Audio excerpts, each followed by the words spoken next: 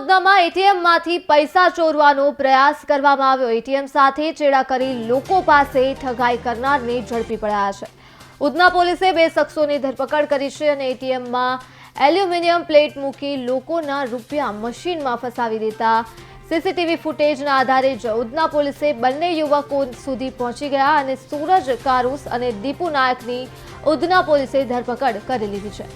બંને શોર્ટકટથી પૈસા કમાવવા માટે આ પ્રયાસ કર્યો હતો।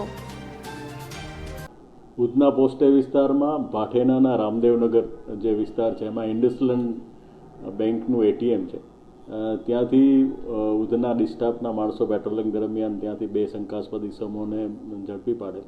તે દરમિયાન એમની ગતિવિધિ જોતા તેઓ ઇન્ડસલેન્ડ બેંકની જે એટીએમ છે એટીએમ ઉપર એલ્યુમિનિયમની પટ્ટી મારી અને કોઈ માણસ જ્યારે પૈસા એમાંથી કાઢવા આવે ત્યારે પટ્ટીના હિસાબે પૈસા ન નીકળે અને બાદમાં જ્યારે જે વ્યક્તિ જે પૈસા ઉપાડનાર છે ત્યાંથી જતો રહે તો એમાંથી જે પટ્ટી કાઢી અને પૈસા લઈ લેવાય એ રીતની મોડસ ઓપરેન્ડી કરી અને ચોરી કરતા હોય તેવું માલુમ પડે।